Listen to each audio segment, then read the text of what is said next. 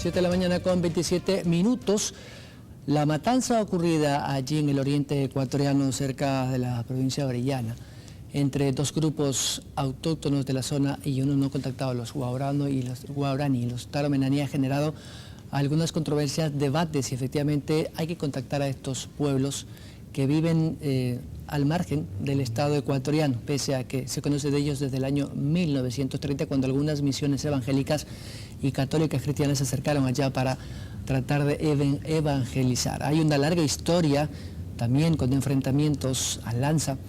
y algunos fallecimientos. Quizás uno de los más recordados, el de Monseñor Lavaca, un misionero capuchino y de una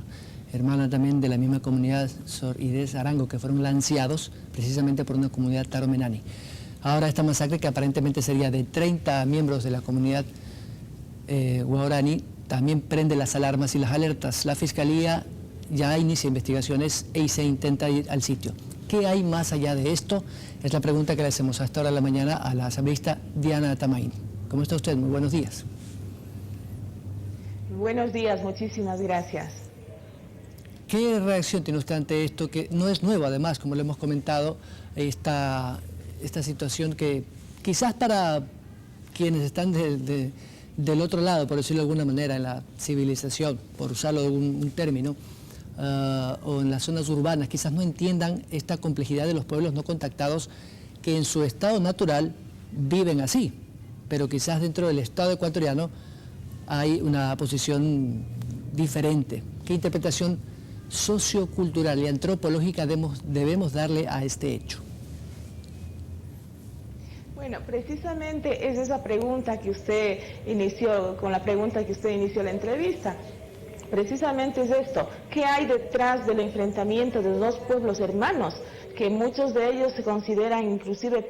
tienen parentescos familiares, y que un pueblo decidió en un momento dado mantenerse en aislamiento voluntario y el otro, como son los guaraní, decidieron mantener contacto con la civilización occidental? Yo creo que esta es la pregunta clave que el Estado ecuatoriano y la sociedad debe buscar respuestas, debe tratar de responderse a esta pregunta,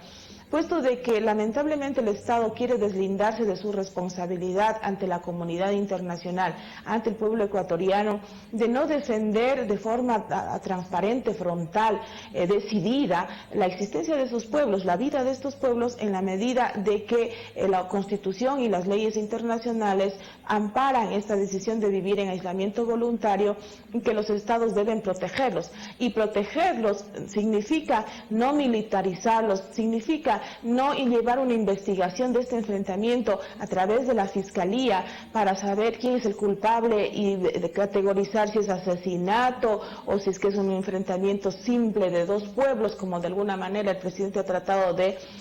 calificarlo, sino de entender a profundidad cuáles son las razones que motivan que estos dos pueblos se enfrenten. Nosotros hemos venido manifestando a través del tiempo, a través de las organizaciones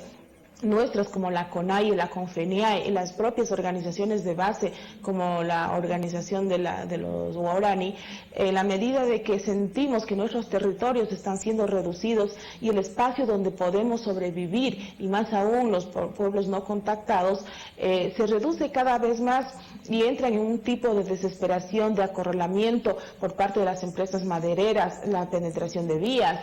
los ruidos que provocan las concesiones o la actividad petrolera que están al límite de esta zona protegida. Los taromenani no conocen cuáles son los límites que el Estado ecuatoriano les dio. Aquí ustedes pueden vivir y de ahí no se pueden salir. Entonces yo creo que esta necesidad de sobrevivencia, de obtener los recursos para vivir, la caza, pesca, los ríos contaminados, la basura que se genera en estos espacios, yo creo que hace que, y lo hemos dicho, también lo dicen antropólogos que han estado permanentemente estudiando la lógica, la dinámica, cómo se mueven estos pueblos, nos dicen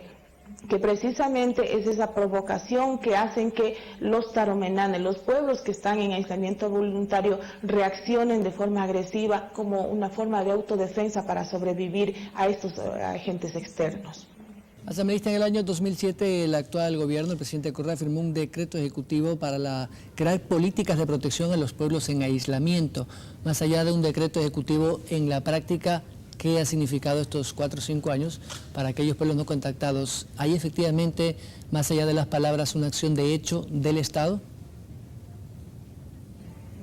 Sí, yo creo que es una acción muy positiva que el Estado ecuatoriano dio como respuesta al pedido de la Comisión Interamericana de Derechos Humanos, que pidió que se dictaminen medidas cautelares para proteger a los pueblos. Pero lamentablemente, más allá de conformar un equipo que iba a llevar adelante o llevaba adelante la implementación de estas medidas cautelares, de evitar, de monitorear cómo se movían los pueblos no contactados en su territorio, tratar de hacer menos los impactos ambientales que generan estos agentes externos. Yo creo que aparte de ser positiva acá, lo que debemos considerar es que lamentablemente o paralelamente a lo que se implementaban las medidas cautelares, la política extractivista del Estado ecuatoriano ha avanzado con más agresividad, ha avanzado con más firmeza, con más decisión como política pública, dejando de lado o opacando estas medidas, la implementación de estas medidas cautelares. Tanto es así que ahora todos conocemos que la 11ª ronda petrolera que se implementará en el centro y sur de la Amazonía, a pesar de que nosotros los Shuar, Achuar, los quichuas, que vivimos en el centro sur de la Amazonía, no estamos en esa situación de aislamiento voluntario, pero siempre hemos reclamado que nuestros territorios tienen que ser respetados, tienen que ser cuidados, para tener una convivencia del hombre con la naturaleza de forma equilibrada, de forma racional, y no de la forma como pretende el presidente Correa y el gobierno del Ecuador, explotar los recursos naturales, dando como una figura, como se dice, sentados en un sillón de oro y siendo mendigos. Yo creo que esa no es la realidad y la forma de dar lectura a la existencia y la defensa de los pueblos. A nosotros los Shuar, contradictoriamente que hemos vivido milenariamente en estos territorios, ahora el Estado ecuatoriano se entrega títulos de propiedad para que digan estos son sus territorios y estos son los límites en los que ustedes tienen que ubicarse. Nosotros nos hemos adaptado a los momentos de la colonización, a los efectos de la colonización, convivimos de forma armónica con la población mestiza o con toda la población que ahora se encuentra en el territorio amazónico. Sin embargo, hemos dejado de lado nuestras costumbres, nuestras tradiciones, nuestras formas de alimentación que se basaba en la cacería y en la pesca. Y tenemos que subsistir y convivir con esta realidad. Pero yo creo que no vamos a poder resistir a una arremetida más agresiva de la penetración o de la actividad minera y petrolera que ahora se avisora al centro sur de la Amazonía. Por eso la responsabilidad del Estado ecuatoriano debe ser, nosotros hemos planteado, no como un proyecto político, no como una propuesta de llevarle la contraria al gobierno, sino como un pedido de sobrevivencia. Primero, el diálogo para llegar a acuerdos con nuestras organizaciones, nuestros dirigentes que nos representan, para llegar a acuerdos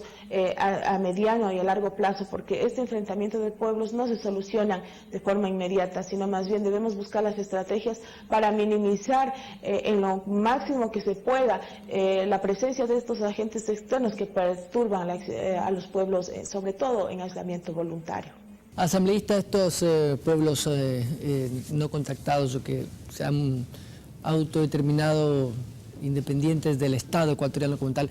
no tienen efectivamente, como usted dice, una línea geográfica ni territorial. Ellos se mueven en la selva porque su hábitat es la selva. Y yo imagino que ellos están yéndose más aguas abajo, cerca del río Amazonas, que ya es parte del territorio peruano. ¿Cree usted que ellos están yéndose más al oriente para evitar precisamente tener más cercanía con la civilización? Bueno, yo creo que ellos más se mueven en la lógica de conseguir alimentos para su subsistencia, como es la pesca, la caza, y precisamente ellos al moverse sin una lógica que desconocen que cuáles son los límites, se encuentran, precisamente usted recordará, hubo la matanza de personas que se dedicaban a la actividad maderera, la última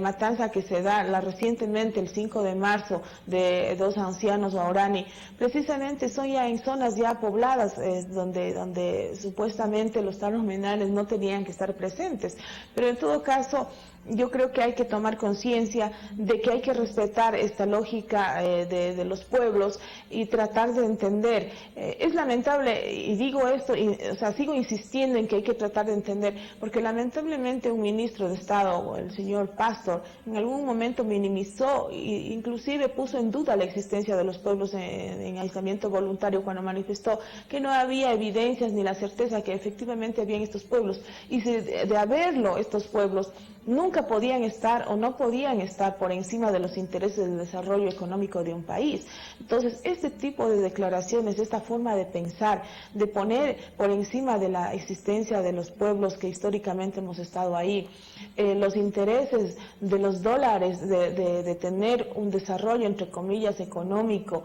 donde las ciudades se vuelven en selvas de cemento, como en algún momento lo hemos calificado, yo creo que no vamos a garantizar precisamente la existencia de los pueblos, que es lo que demanda la humanidad, y no solamente la vida humana, sino la preservación de la gran biodiversidad que hay en el Yasuní, donde habitan los Taromenane, y en la fragilidad y en la biodiversidad que tiene la cordillera del Cóndor, donde se está haciendo los planes de explotación minera y petrolera. Yo creo que si el Ecuador permite de alguna manera, por omisión o por otros formas de pensar o otras decisiones de seguir con la expansión de la frontera petrolera, debe asumir ante la historia y ante la humanidad la posible desaparición de los pueblos, que eso se da jurídicamente, se traduce en etnocidio. Esperemos que en este gobierno no quede estas páginas de la Revolución Ciudadana marcada por ese hecho tan lamentable que podría ser el inicio de esto, porque los enfrentamientos son muy difíciles de parar. Nosotros, las culturas guerreras, lamentablemente conocemos que se pueden mantener por décadas, y más aún el riesgo es más alto cuando sabemos que tanto los Waorani, los Záparas, así como los pueblos no contactados, son un número muy pequeño de individuos que conforman estas poblaciones. Asambleísta Diana Tamain, gracias por su criterio. Muchas gracias a ustedes. Diana Tamain de Pachacute, dándonos a conocer su parecer en torno a esta compleja situación que se vive ya en el oriente ecuatoriano con los pueblos no contactados y la última matanza entre los Guarani y Tagaria. Al regresar del corte